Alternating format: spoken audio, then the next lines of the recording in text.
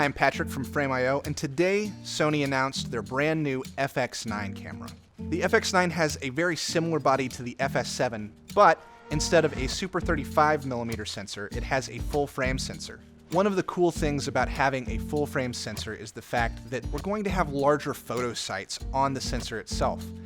That means that we're going to have higher sensitivity in low light, and we're going to have better dynamic range. In fact, between the larger sensor size and the Exmor technology that Sony has included on the FX9, we have 15 plus stops of dynamic range, which is insane for a camera under $12,000. The sensor also has dual native ISO, rated at 800 and 4000 ISO. The Sony FX9 shoots at 6K but records at 4K.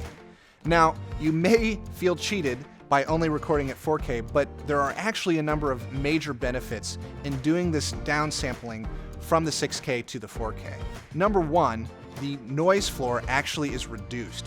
So if you're shooting in low light and you have a lot of noise in the image, when you're downscaling from 6K to 4K, that noise pattern becomes a lot smaller and less visible.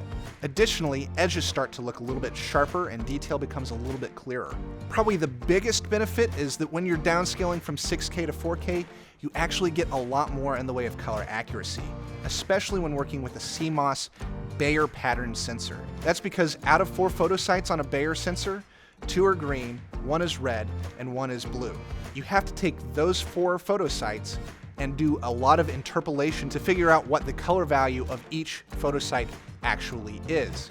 This results in about 2/3 of the color information on most cameras being completely interpolated and guessed by the camera. However, when you are starting with 6K and you're downscaling to 4K, you have a lot more photo sites to generate the color information of each and every pixel within that 4K result.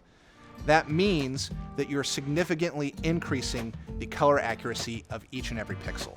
One of the big focuses that Sony had with the FX9 was moving away from dependence on camera menus.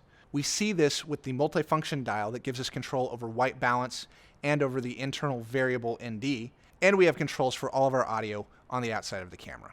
Previously, on the FS5 and the FS7, you had to have an additional module to be able to do timecode in and out along with Genlock.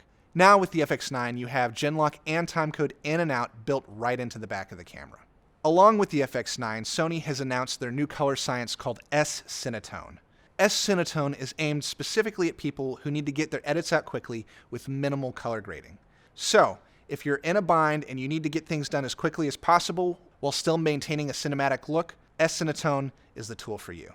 With the FX9, Sony wanted to bring together the best of the Alpha series, the FS series, and the Sony VENICE. One of the major benefits that we got from the Sony Alpha series is its amazing autofocus. The Sony FX9 gives you control over the speed and sensitivity of your autofocus.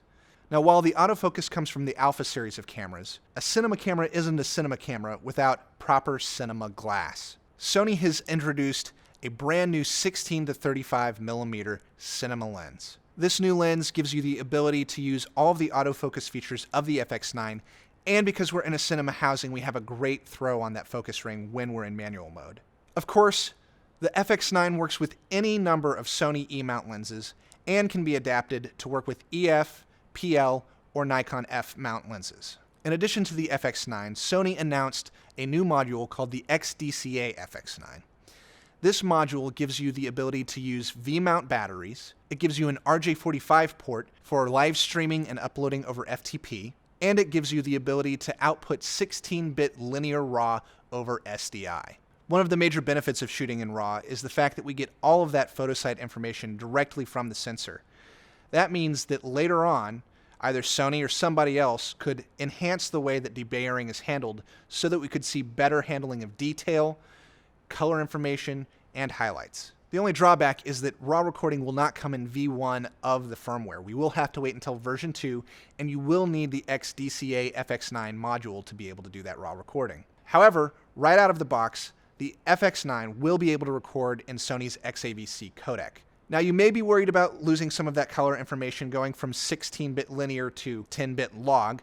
However, XAVC in S-Log still has 15 plus stops of dynamic range on the FX9. So you really do have a lot of room to work with when you're doing your color grade. One of the things we love at Frame.io is that XAVC is a great codec for editing. This means that you can upload your XAVC dailies to Frame.io, and your editor can import those dailies using a Frame.io integration and the editing software of their choice. So what do you think about the FX9? What feature stands out most to you? Let us know in the comments below, and we'll talk to you soon.